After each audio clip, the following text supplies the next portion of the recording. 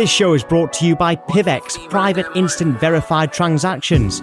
With its groundbreaking zero coin staking and masternodes, PivX is the top privacy currency. Feel free to trade some on Binance or Bittrex. And for more information, go to www.pivex.org. Hello again and welcome back to ITK Crypto, part of Smart Reach. Now you'll notice that we do a weekly news roundup. However, we also like to get some experts on and interview them every now and again. And we've got a great guest today. He's from Validity and it's Samuel, the founder of Validity. Samuel, how are you? Not too bad. How are you, Tommy? I'm very well, thanks. I should have actually mentioned it's Tom White here. And of course, alongside us, we have Cryptosi as well. How are you, Cryptosi? Yeah, I'm good, Tommy. I'm feeling fine this new year. Good. Well, absolutely. Yeah. Happy New Year to both of you. Samuel, first of all, I want to know what we ask everybody, who you are and what your working background was prior to crypto. That's fairly a good place to start the whole story. My name is Samuel Gosling and I'm 22 years old. Prior to crypto, I was a physics student in Dublin Institute of Technology, which is university in the capital of Ireland, where I'm from. So for 3 years, I was studying physics, and maybe on the side, I don't know, I used to gamble some Bitcoin back in the day, and I kind of knew of it. I didn't really fixate my mind on it or try to look at the bigger picture. Like all I saw what Bitcoin was just a gambling currency. That's all I saw. But then it was in the summer 17, I think May, just after I finished college for the summer. I had maybe €100 or €200 from my parents, giving me some allowance for college. And I was like, I heard about Ethereum and I kind of looked into it and I was like, screw it, I'll throw some money in, all my college money. So I could have went out socializing, but I was like, I might as well throw this in. And then I kind of got more interested in what Ethereum was doing, but I also invested in a small little coin called Redcoin. You've probably heard of it.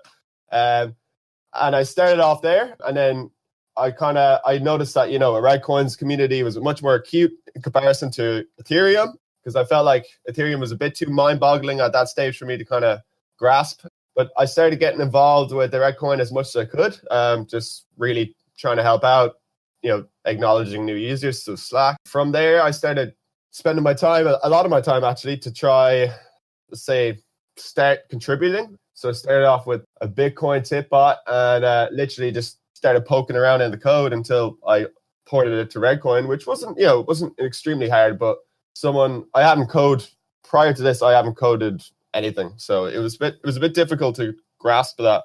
But eventually I got it working and started adding my own little twists, like a leaderboard and like small little things that added to it. And then from there, I understood the premise of altering code and how it does stuff. So I felt like I needed to create something from scratch. And I made this Redcoin Telegram bot, which is still going to this day. It's live. It's used by a lot of people. So I was very proud of that.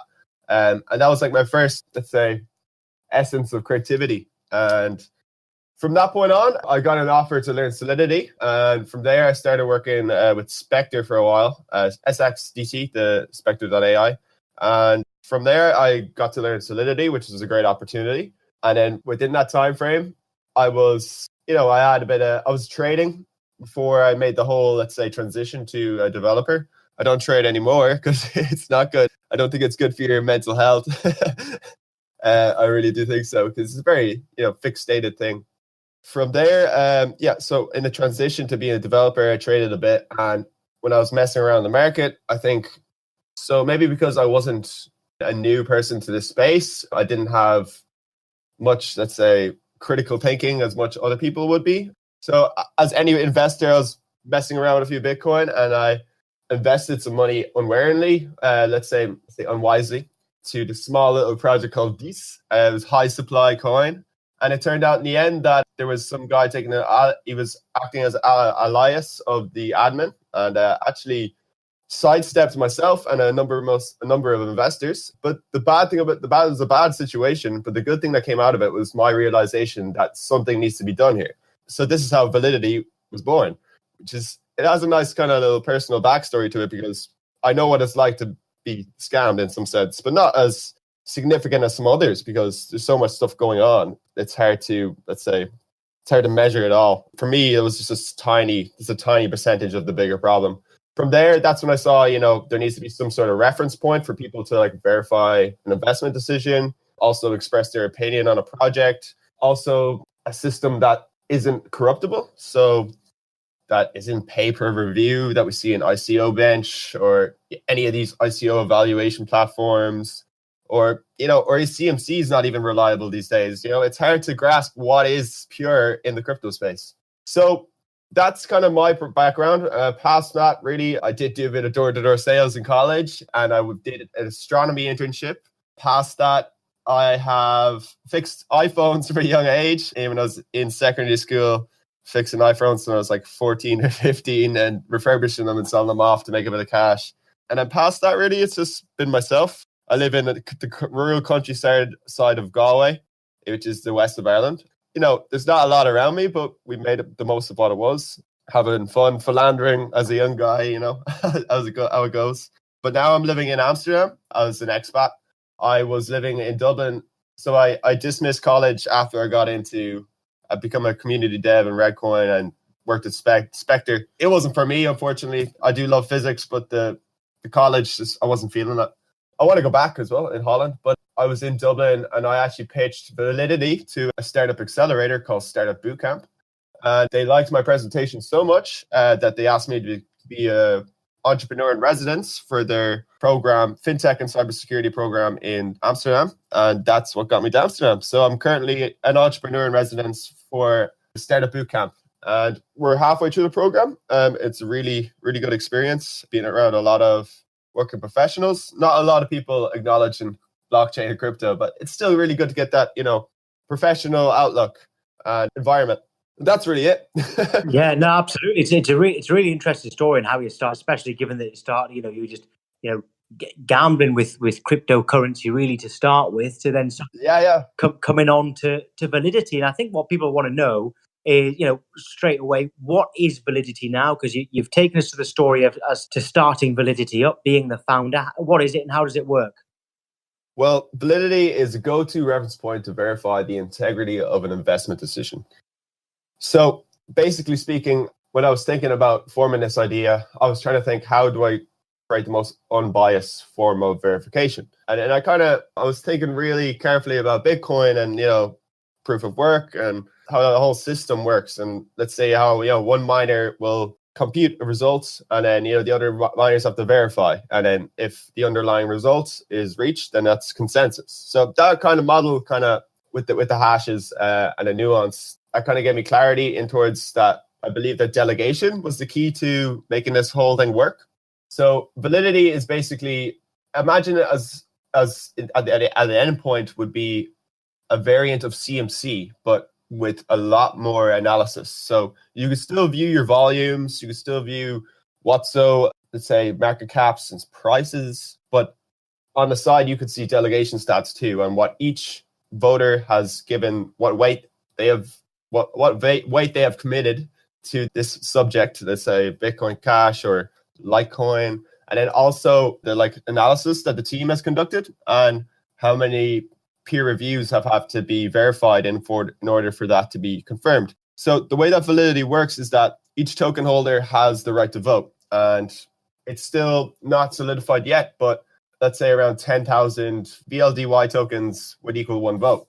So the way it works is that each user has to stake their tokens, and there's two processes. So we have the normal delegation, which would be you vote positive, neutral, or negative. That's basically your perception on the subject being a project, an exchange, token, or a dApp. We want to get all reaches of every type of variant of existing blockchain entity that there is today. Cover it all, because there's even malicious dApps out there that some people may not know of. So what we'll do there is that the users would vote their perception in that aspect, and then that's 50% of the result. And then in another 50% of the result, this is the analysis that we will conduct. But the key aspect to us conducting an analysis and how we maintain a bias, let's say, a non-biased terminology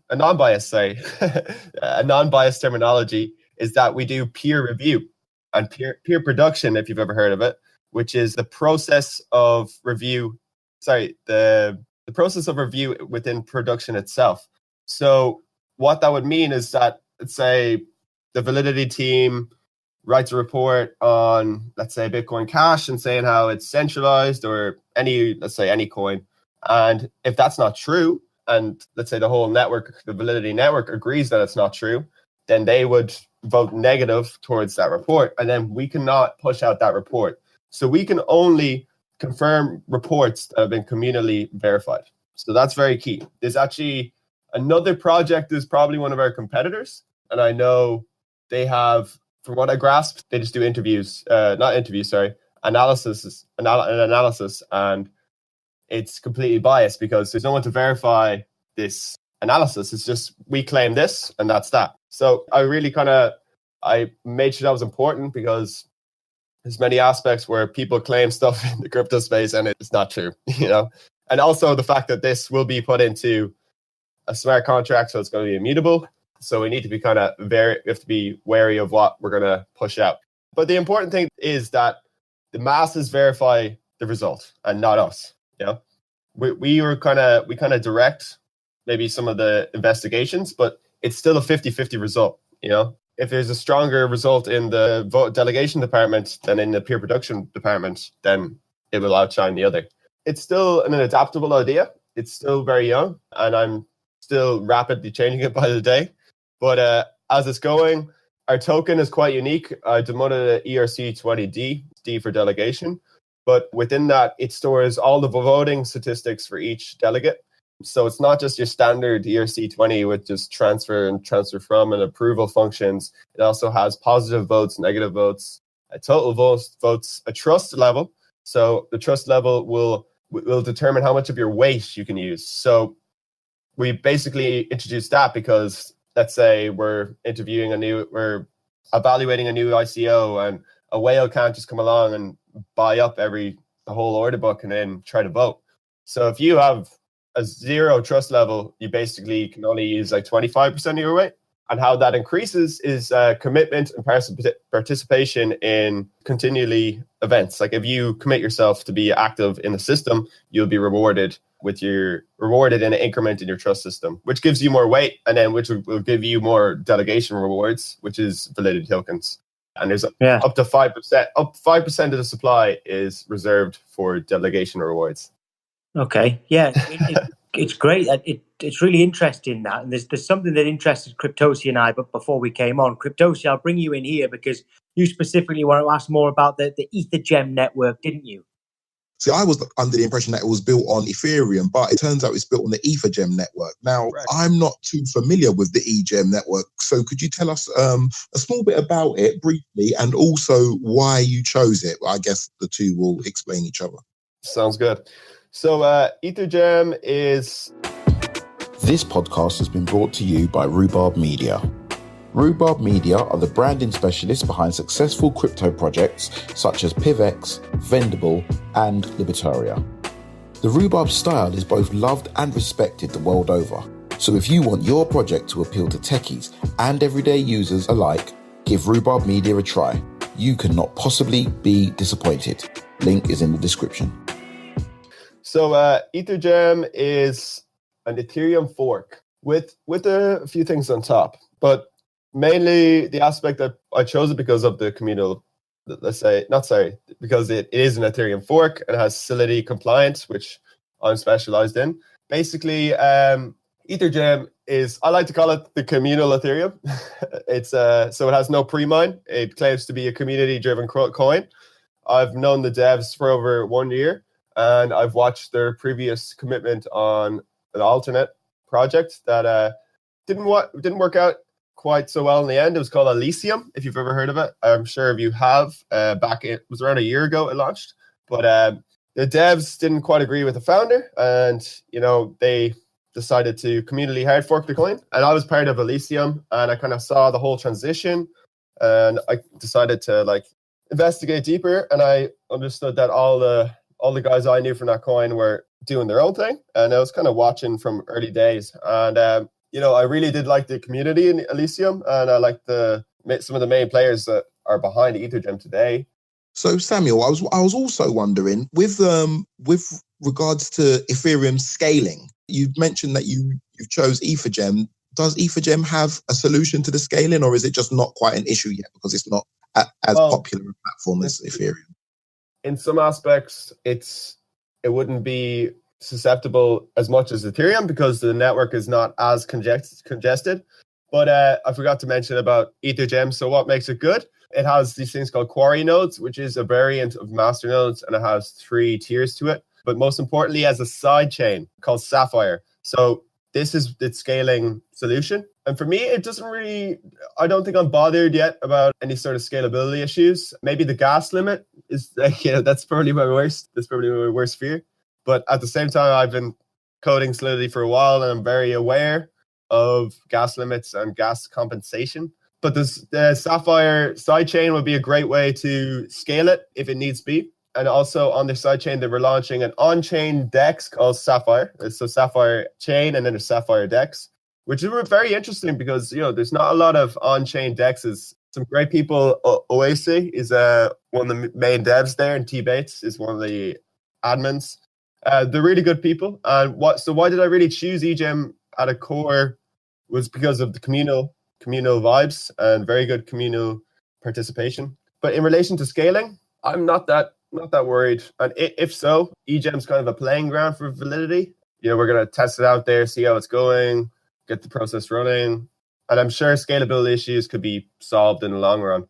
Yeah, because a lot of it's being made of that, isn't it? But I'm just going to move on to maybe the possibility of an ICO. Will Validity be issuing one? If not, why not? Definitely not. Why not? Because a lot of people we speak to are saying the same thing, but that didn't used to be the case. So when I founded Validity, from day one, it was no ICO. So it was back in August, just when the ICO boom was, it was just dying out. People were kind of just realizing that it's gone. I believe ICOs, in some aspects, it manipulates community communications in between the team and the consumers because, as an investor and you invest and there's this long period of waiting. And then, in crypto, like the way that some of these projects handle their funding and then like how they communication with their investors, ICO investors especially, it's a lot, takes a lot to trust these people. And majority of time, investors are angry with these projects. Would you not agree? In some aspects, like I've seen a lot of ICO driven projects, and for the first 6 to 8 months, they get a lot of crap. There's a lot of good projects though have done it right, but majority of ICO projects, there's the community commitment and participation isn't as much as they want it to be. People don't really feel passionate about the project because they have no personal connection with this project. It's just a money making process. That's all I think about it as. And this is so what we need is users, not investors. I think that's really important. And I've seen a few ICO projects, and I don't know, I could have had an ICO and I could have done this, but for the project that is so orientated on communal participation, I really think it's not applicable for something like this. And how are you supposed to gain trust with something that's asking for money without any, it just doesn't make sense. So I believe about creating a good image and a sustainable image. And from there, perhaps if we need donations in the future, we'll ask for them, but we're never going to have a public funding round. We are in talks with some private entities for funding, and that'll probably be the essence of our, let's say, fuel for developments. But if not, that's really why. Yeah, no, that's fair enough. A lot of people are saying similar things to us. Now, by the way, this is something you distribute your tokens with airdrop. Now, what is an airdrop, and why have you decided to distribute your tokens that way? So an airdrop is basically a distribution done through a simultaneous transaction to multiple recipients. So they had a lot of hype in last year, especially during the ICO boom. It was a big marketing stunt. Why we picked it was just because we need to distribute tokens. Simple as. We don't want any money for them. We just want to give them out and have holders, you could say, and then in the long run, users. So basically, we decided to distribute it this way because it seemed like the most efficient way instead of sending TXs one by one, which in some aspects can be, it can be more compliant on gas, funnily enough. But we decided to distribute our tokens this way just because it's free tokens. It's a marketing stunt, and it kind of gives us exposure. If we got featured by one or two airdrop apps, so that was that helped us boost our reach a lot. Yeah, well, it's as good a reason as any. It's absolutely fair enough. I think the most important point though is for like an even distribution, because tokens are going to be used for voting. So, there's no point having a large majority in a small set of people. So we wanted to spread it out as much as possible and create a uniform distribution. Okay, fair enough. Now, this is something, Samuel, that we ask everybody that we have on ITK Crypto and previously Token TV, and we get some really good answers to this. Where do you see crypto being in 12 months' time, and how will you fit into that? That's an interesting question, actually. I can't really, it's been a crazy ride the past 12 months already. So to think another 12 months, it's a lot.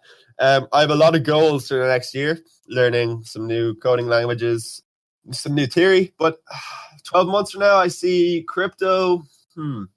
A lot of things will be washed out. That's for sure. A lot of projects. In what way? Why? Because there's so many loopholes. I just released an article on cryptocurrency red flags and blockchain red flags that people should read. So there's a lot of loopholes in projects' use cases. The sooner that people realize this, the better, because there's a lot of these projects that don't quite make sense. I believe there will be a purge. Maybe not in 12 months, but sooner or later. But how will I fit into that? I suppose being in front of Validity and executing developments and trying to hopefully, I'd say we're going to be live and we'll be validating projects. So all right, good. How that would work was basically creating that reference point that I'm talking about and helping investors make viable investment decisions. But I believe there's going to be a purge, and I believe that the market's going to be in a lot different condition, a big uprise. Yeah, well, I mean, it changed so much, like you said, from this time last year that there could easily be as big a change, possibly the other way in the next 12 months. Yeah. Now, if you had to go all in on one project, which would it be and why? Ooh, that's a hard question, especially in my position. I'll have to say Egem, definitely. Because why? Because I know the guys for the past year. We've been in constant communication. I've seen some of their track records. They're communicative. They commit with their community. They do lots of bounties. They talk on podcasts like I'm doing myself. They're transparent. They want to try to do something good, create a good image. And why would I pick it? Because Validity is on that network. So it's the gas for Validity transactions. So, in some essence, I'm kind of believing in myself, which is the key to success in some aspects. And, so as being a part of the network, we're never going to review Egem because, it's completely biased if we review our own network. So, that's kind of our middle ground. So, and I don't want to, as being in my position, I don't want to, mention another project. It's kind of being biased. So that's a hard question for me. Yeah, no, that's fair enough. You've answered it well. Don't worry about that. Well, Samuel, this has been an absolute pleasure. Where can people go to find out more about you and Validity? You also talked about some articles that you've written. Where can people find them? Correct. They're on Medium. So basically, you can probably go on our announcement thread in Bitcoin Talk, and there's links to both the articles in the recent comments. I'm replying the whole time there, but it's on Medium. There's one on communal validation, which is the process of voting and peer production. And then there's my most recent one that came out 2 days ago, which is cryptocurrency and blockchain red flags. And it's about how to do appropriate due diligence on some projects. And you may find more about Validity at validity.ae. Okay, validity.ae. Well, Samuel, thank you very much indeed. Samuel, there, the founder of Validity. It's been a pleasure speaking to you, and to all you listeners out there, please like and subscribe. Thank you for listening. And Cryptosi, thank you very much indeed. Have you got anything else for Samuel? No, it's been great having you on, Samuel. I kind of feel like we've got two gems in this podcast in the space of one, because I wasn't aware of Ethereum at all. And while you've been speaking, I've quickly just done some very brief research, and it does look like a super promising project. It really does. So good community. That's important. Yeah. Good community, and not only that, but for me, as an investor, it's got a lot of room to grow, because the market cap at the moment is under 200,000. So it's currently outside the top 1,000 cryptos. And considering it's working and you're building on top of it, that means it is worth a lot more than what it's showing at the minute. Exactly. So yeah, I guess my next step will be to contact the Ethereum guys and have them on one of the ITK crypto podcasts. Sounds pretty good. Superb. Yeah. Superb. Okay, Samuel, it's been an absolute pleasure. Thank you again. Goodbye. This show is brought to you by PivX, private instant verified transactions.